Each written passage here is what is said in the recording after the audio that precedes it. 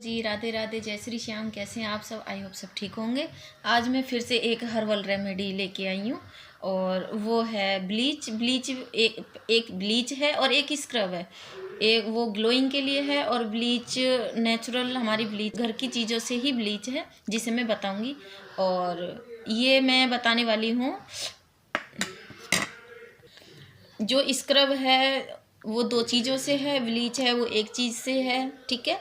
और जिसकी स्किन को सूट चीज़ें नहीं करती उनको हमें पता होना चाहिए कि हमारी स्किन को कौन सी चीज़ें सूट कर रही हैं, कौन सी नहीं कर रही हैं। तो हमें टेस्ट कर लेना चाहिए, कान के पीछे कर लेना चाहिए। तो उससे क्या होता है, हमारी ईचिंग हो रही है तो नहीं करनी चाहिए वो चीज़ें।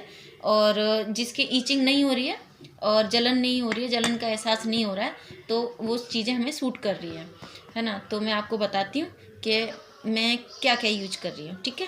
ये देखो ये है, मैंने मसूर दाल मैंने ओवरनाइट भिगो दी थी। ये रात को भिगोई थी मैंने, तो ये मैंने पेस्ट बना लिया इसका, ठीक है। ये मसूर दाल है। और ये है ओट्स भी मैंने रात को भिगो लिया था। और दोनों चीज़ें मैंने रात को भिगो के ना इनका पेस्ट बना लिया है। अब इसका क्या करना है, मुझे इसका पैक बनाना है। तो ये लिया मैंने 1 चम्मच, ठीक है। ये मैंने 1 चम्मच लिया और 1 चम्मच ही लेंगे हम मसूर दाल का पेस्ट। हमें बराबर लेना है, ठीक है।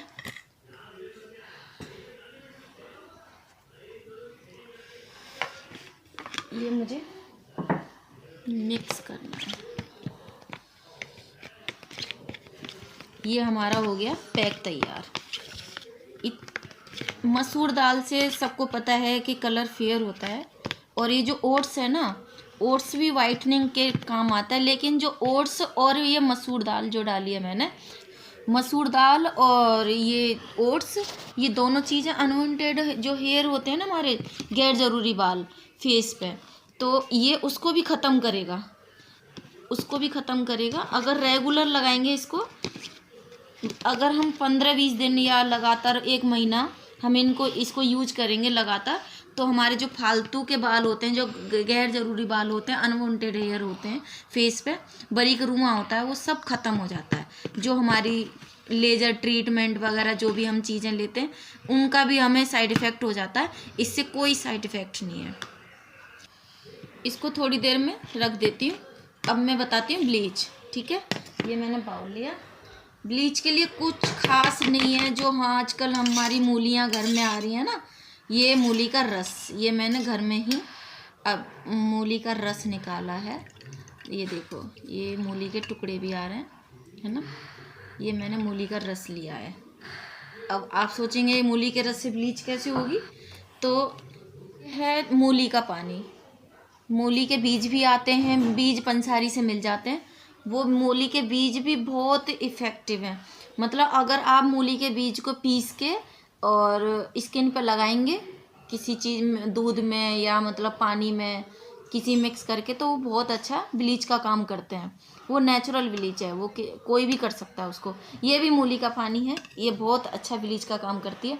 तो मैं पहले इसको फेस पे लगाऊंगी 10-15 मिनट के लिए, ठीक है। और उसके बाद में स्क्रब करूँगी फेस पे। और मैं ना वही चीज़ें बताती हूँ जो मेरी स्किन को सूट करती है। ये आप देख लेना कि आपको कौन सी चीज़ सूट कर रही है और कौन सी नहीं। मैं आपको वही चीज़ बता रही हूँ जो मेरे को सूट करती है। वही लेके आती हूँ मैं जो मेरे को सूट होती है, और इसलिए मैं लगा कर दिखाती हूँ।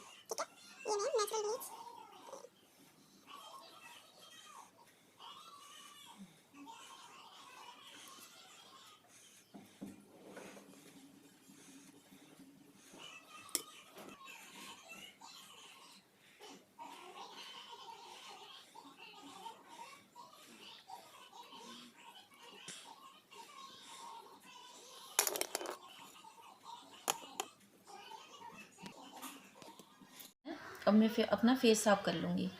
यहाँ पे मैं गीले हैंकी से फेस साफ कर रही हूँ, और हैंकी साफ़ होना चाहिए और उससे फेस साफ करना है।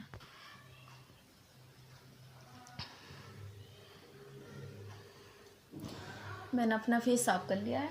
अब बताऊँगी मैं आपको फेस पैक जो मैंने स्क्रब बनाया है।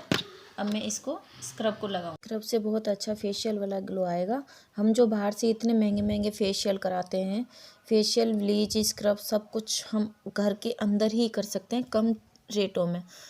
हम बाहर इतने महंगे महंगे फेशियल कराते हैं, उनसे बहुत साइड इफ़ेक्ट भी हो जाता है, लेकिन घर की चीज़ों से कभी साइड इफ़ेक्ट नहीं होता। हम कर भी सकते हैं, सब कुछ घर की चीज़ों से कर सकते हैं। मैंने पैक लगा लिया है। अब मैं इसको 10 से 15 मिनट तक लगाए रखूँगी। उसके बाद मैं स्क्रब करूँगी इसका स्क्रब करने के बाद फिर पैक हटाऊँगी। उसके बाद दिखाऊँगी आपको कि कितना अच्छा ग्लो आया इससे।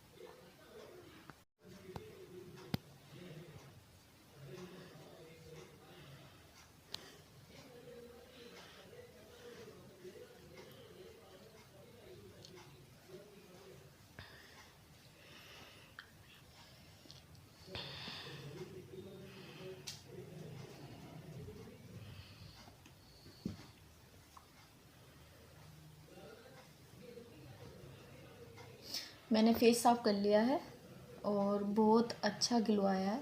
आप करके देखना और फिर बताना कि कैसा लगा। आपको मेरी वीडियो कैसी लगी। लाइक और सब्सक्राइब ज़रूर करना। Okay bye, thanks.